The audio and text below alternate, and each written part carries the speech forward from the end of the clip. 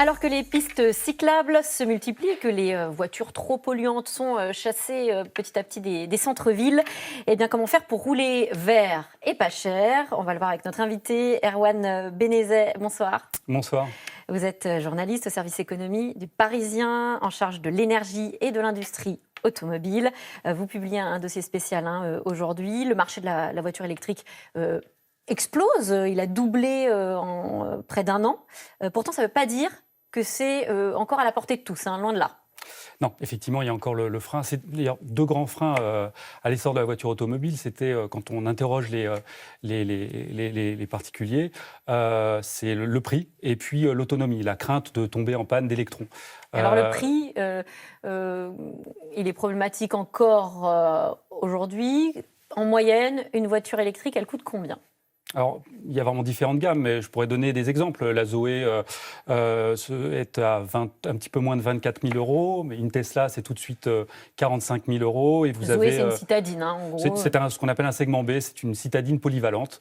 Donc, c'est pas une grosse voiture, mais c'est déjà, pour l'avoir testée à plusieurs reprises, une voiture extrêmement agréable et qui permet largement de sortir de la ville. Puisque la voiture électrique, aujourd'hui, n'est pas seulement circonscrite à la ville, on en voit d'ailleurs de plus en plus à la campagne. C'est presque plus pratique d'avoir une voiture électrique à la campagne. Pourquoi ? Parce qu'on a encore des problèmes de branchement en ville, notamment pour les copropriétés, de faire installer des prises électriques. Vous habitez à la campagne dans une maison, et vous pouvez brancher votre voiture électrique directement sur le secteur. Dans votre garage ? Dans votre garage, et presque dans votre cuisine si vous avez une rallonge assez longue. Vous abordez la problématique des bornes. C'est vrai que c'est ce qu'on se dit tous. Une voiture électrique, pourquoi pas ? Mais comment je fais pour recharger et est-ce qu'elle est suffisamment autonome pour en plus rouler assez longtemps si je pars en vacances ? C'était la problématique de l'œuf et la poule. C'est-à-dire que pendant très longtemps, les pouvoirs publics rechignaient à développer, à installer un maillage, un réseau de bornes suffisamment dense, parce qu'ils se disaient il n'y a pas assez de voitures, donc on va dépenser des millions d'euros pour rien. Et puis les constructeurs disaient mais s'il n'y a pas de bornes, on ne va pas vendre ces voitures-là. Et puis voilà, bon an, mal an, les choses avancent. On a aujourd'hui à peu près 30 000 points de recharge en France, ça a encore augmenté de 15% l'année dernière. Et puis, vous avez des voitures, des constructeurs qui proposent des voitures toujours moins chères avec une autonomie de plus en plus importante. Et ça permet le basculement qu'on est en train d'observer cette année. On est passé de 2% en 2019 de part de marché de la voiture électrique à presque 6%. Donc, c'est encore, je dirais, pas beaucoup, mais c'est une progression importante. Une progression très importante. Ouais. On peut rouler alors combien de temps, en gros, avec une voiture électrique, pour les néophytes ? Ça dépend de pas mal de choses. Ça dépend du modèle. Si vous êtes dans une Tesla, vous pouvez rouler plus de 400 km. Une Tesla, pour ceux qui c'est vraiment c'est la voiture haut de gamme. C'est plutôt haut de gamme. Vous avez la Model S qui peut être vendue à 80 000 euros. C'est vraiment beaucoup. Mais vous avez aujourd'hui la Model 3 qui est proposée à un peu plus de 40 000 euros, 45 000 euros. C'est encore beaucoup, mais c'est déjà plus raisonnable. Et puis, vous avez des voitures de moins en moins chères. Et combien l'autonomie une Zoé, c'est à peu près 300 km d'autonomie. Une Tesla, on l'a dit, c'est bien plus. Une plus petite voiture, ça peut être 200 km, ce qui n'est quand même déjà pas négligeable. Après, il faut savoir que ça dépend de la météo, souvent de la température. C'est ça, j'ai lu, c'était météo sensible. Mais oui, mais c'est comme votre téléphone portable. Oui, mais pas comme ma voiture thermique. Non, pas comme votre voiture thermique, c'est vrai qu'elle l'est moins, sauf pour démarrer quand il fait vraiment en dessous de zéro.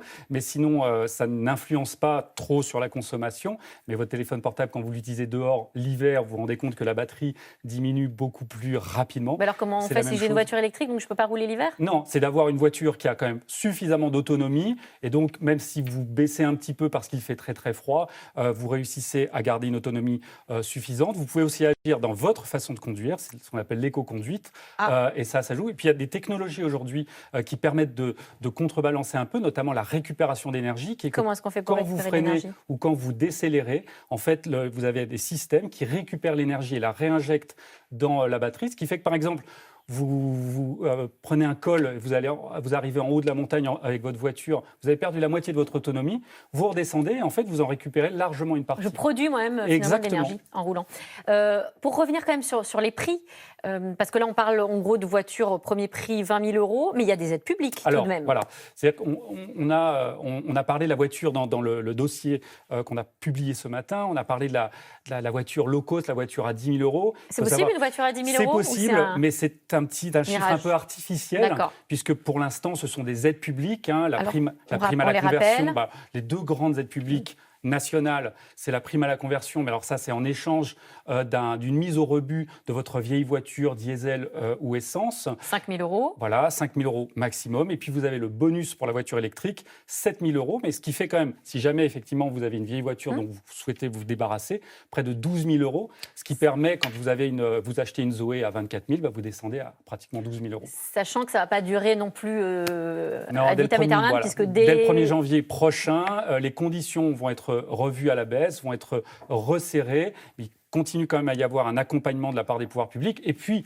derrière, vous avez des constructeurs qui vont continuer à proposer des voitures électriques toujours moins chères. Le low cost, c'est possible dans l'électrique ? Alors, oui, c'est possible. On n'en voit pas encore trop. Non, on n'en voit pas. Vous avez un modèle qui est très attendu, qui est Dacia, donc déjà le low cost dans le thermique, la filiale roumaine qui avait été rachetée par Renault et qui aujourd'hui connaît un très grand succès. Et donc, qui va présenter sa Spring, qui est une adaptation d'un véhicule qui est déjà commercialisé en Chine, 100% électrique, et qui serait un peu le premier low cost de l'électrique. Et qui serait aux alentours de quel prix ? On a une idée, alors, on ne le sait pas encore. Voilà, les prix officiels ne sont pas encore connus, mais c'est autour de 15 000 euros. Moins les aides d'État, on peut descendre en dessous de 10 000 euros. Une question quand même sur la concurrence, parce que là, on parle des groupes français qui se sont positionnés. Tout à fait. Le premier producteur mondial de batteries, c'est la Chine. C'est la Chine. Oui. Est-ce que ça veut dire qu'il faut s'attendre aussi à ce que finalement on voit des voitures chinoises déferler sur le marché ? Alors, il est sûr que la Chine, donc, qui aujourd'hui encore est très concentrée sur son marché local, ce qui est immense, a des velléités pour partir à la conquête, notamment de l'Europe. Elle avait déjà essayé dans les années 2000, puis ça n'avait pas très bien fonctionné. Elle compte revenir aujourd'hui, justement par l'électrique et justement par une bataille des prix. Donc, pas forcément une très bonne nouvelle, même s'ils s'y préparent, ils fourbissent leurs armes pour les constructeurs, notamment français. Oui. C'est une bonne nouvelle pour les utilisateurs, ça c'est sûr. Mais alors justement, est-ce qu'on ne risque pas du coup d'avoir une industrie française qui soit plombée, la voiture électrique, est-ce que ça ne parle pas seulement à une petite partie finalement de la France ? Est-ce que l'industrie thermique, il ne faut pas aussi la soutenir ? Alors, l'industrie française, il faut savoir qu'elle s'y prépare, et c'est même peut-être de là que viendra son salut.